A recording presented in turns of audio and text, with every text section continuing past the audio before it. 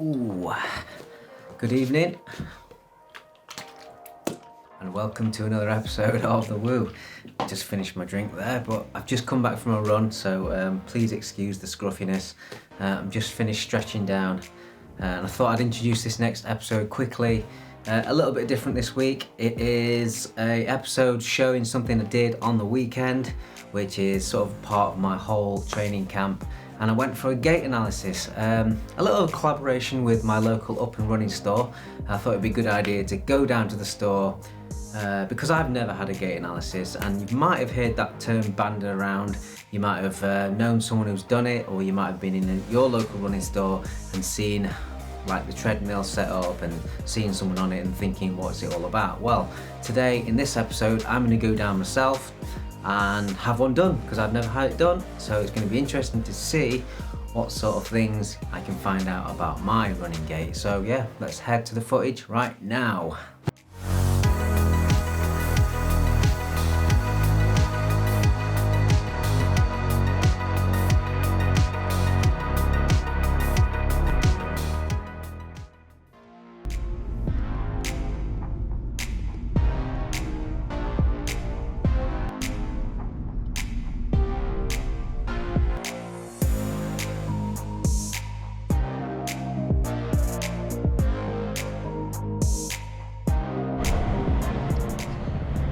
Nearly there at my local up and running store, and yeah, I'm gonna see if I'm a neutral runner, but I think I am. And if I heel, mid-foot or forefoot strike, and just see basically what the gait analysis can pick up on my running form.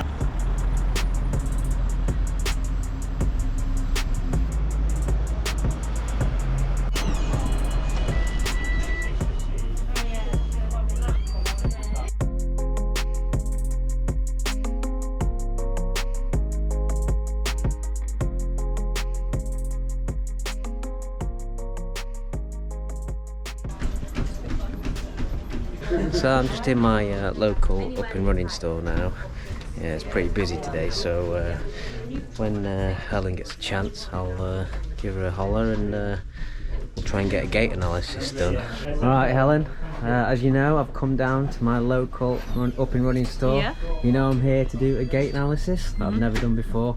So what have you got in store for me and what is it? So gait analysis is basically where we put runners on the treadmill for about 40 to 50 seconds, Right. just running at a casual pace. We won't make you sprint, don't worry. And basically we take a film from behind. Right. Just we're looking at the biomechanics of a runner. Essentially that's what it boils down to. So we'll look at the ankle, the knees, the hips, make sure there's nothing kind of happening that shouldn't be, that might indicate an injury. And we'll check to see whether you're a neutral runner or whether you overpronate, which means that the ankle collapses inwards. Right, okay. You can actually hear someone on it now, so Yeah. it's quite popular, I guess, so yeah. Yeah, so before gait analysis, we'll ask a runner, do you have any aches, pains or injuries? Because obviously we don't want to make you run if you are injured. Right. Luckily I'm okay. Did part one this morning, so Yeah, that was that's all right. good. So yeah, we'll bring out some neutral shoes for you to put on and we'll head over to the treadmill. Okay, let's go. Let's go to the treadmill. Oh. Yeah. That's it. So what we'll do now is we'll get you running on the treadmill. What will happen is I'll press the start button. Our treadmill has a little bit of a delay on it, so it won't actually move for another 2 seconds. Okay. Just to prepare you, it does make people jump. And yeah, I'll just take a short film, filming you running from behind. It'll be about 15-20 seconds. Okay, cool. And then yeah, I'll come and turn it back off again. Okay. So we'll just start. 2-second delay. Okay, jolt, is it? Yeah. Oh, There you go. And then we'll put it on a speed you feel comfortable with. So is 10 kilometres an hour okay? Yeah. 12 kilometres an hour? Yeah. Yeah. Okay.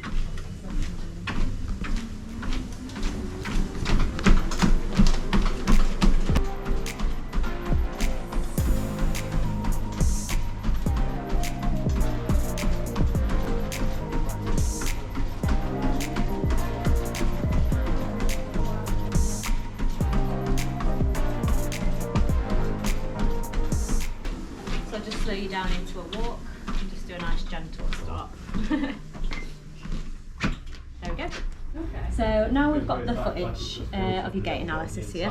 What I'll do is I'll look at how your ankle's sort of reacting throughout the stride, what your knee's doing and what your hips are doing as well, because they're the main 3 joints that we look at, obviously. And yeah, what I'll do is we've got up the editing part of the software here. So what I'll do is I'll just draw lines to kind of highlight what's going on with Will's gait. Okay, sounds good. Okay, do you want to start telling me about my running gait? So what we'll do is we'll just play it a little bit first. Okay. So this was you. Obviously this is in just real-time speed. So what we'll do now is just go through it sort of frame by frame. I'll move on to your left foot first. So one of the things that we look for is whereabouts on the foot you'll actually strike the treadmill. Right. So you can see here, you're actually going to be sort of more of a mid to forefoot striker. Okay. It's not the heel that's coming down, which is the most common. You can see there it's going to be kind of the middle of the foot which is landing first, right. And that will always be on the outside edge as well. Here it looks, if we go on to the next frame, it does look like you're more of a mid-foot striker. Yeah. So you can see there, we're just rolling into the neutral position. So you can see that the ankle is nice and stable. No part of the shoe is peeling off of the ground. So it's basically in a vertical position. You can see there with the line on the back of the shoe as well. So that's nice and vertical, it means there's no ankle rotation whatsoever, which is good. Your knee as well, I'll just bring up a different pen.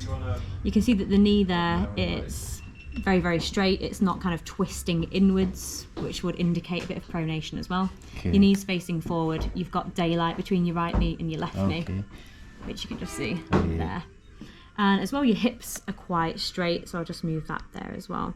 What we tend to see sometimes in people who pronate is a little bit of a hip drop. Right. Just means that the hips and the glute muscles are weaker on one side, which is sometimes linked to overpronation as well, but you're not doing that.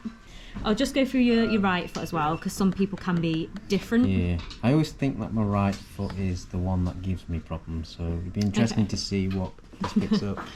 So again here we can see you are going to be more of a mid-foot striker. Landing just there and then into the neutral position. So this foot is pointing outwards a little bit. That's the thing I have when I'm normally just walking a little bit. Most people will do this, what we call maybe the 11 o'clock, 1 o'clock position. It's very common. But again, it's nice and straight. There's no sort of rotation there at all. I'll just grab my arrows again. That there is straight. There's no rotation. Your ankle's not going past that line. Okay. So that's good as well. Knee, we can see it a little bit less because you're kind of kicking your foot inwards a little bit more here, but it is straight and there is daylight, we just can't see it. So yeah, your knee is straight again. Hips, you do actually have a little bit of a hip drop on this right hand side. You can see it ever so slightly sloping down away from the horizontal line there. So there's a little bit of imbalance. A little bit of imbalance, but nothing that I would be concerned about. Most people will have a hip drop.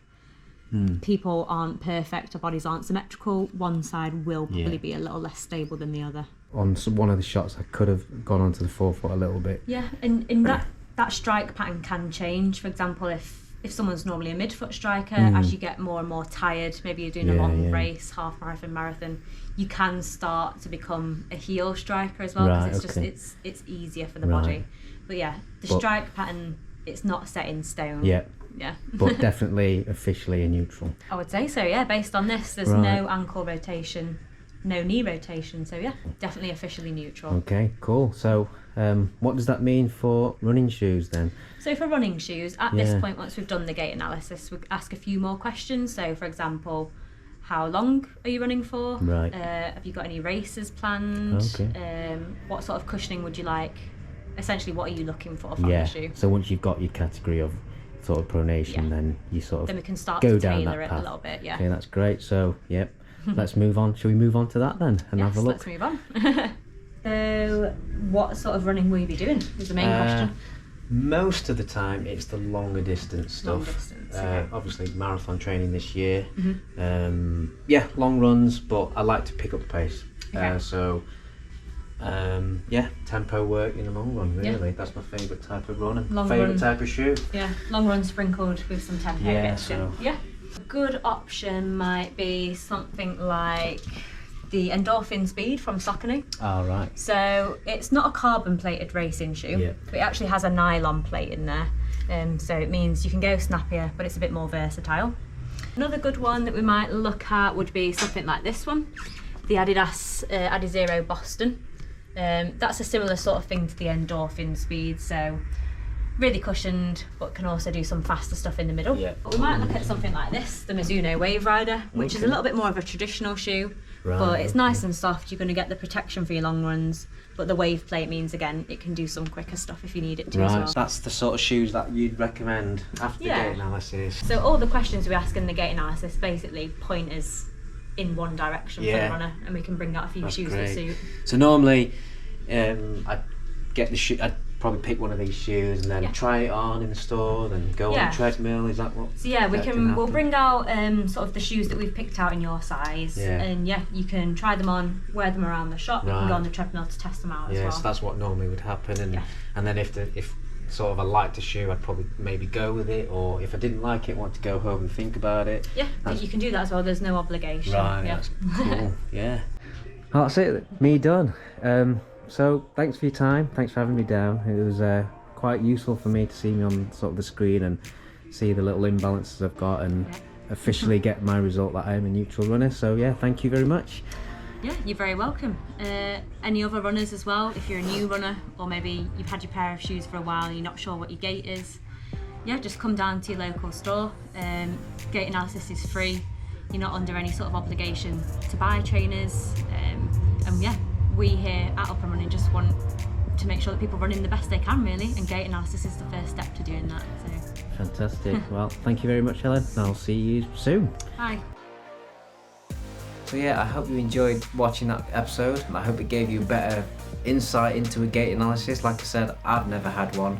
I enjoyed it. It was very good. I saw some things that, were little imbalances and my foot sort of going out on the right one. So, it's great to see it, and certainly good to have someone else to, notice things that you may not notice. When I first started running, I used to get a lot of injuries, and one of the things that when I went to the physio, the first thing they noticed was my hip dropping and how weak it was.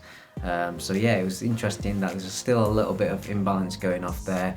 I'm going to go and work on that. I always am trying to improve as a runner. So yeah, and yeah, it was very useful for me, and anything I can get that's useful for me right now, since I'm training for the marathon, the Manchester Marathon, I'm going to take it. And Up and Running was actually really kind, and actually gifted me a pair of shoes to share this sort of video. It was nice of them to collaborate with them on this. So yeah, I'll see you again on the next episode. I hope you enjoyed it. See you later.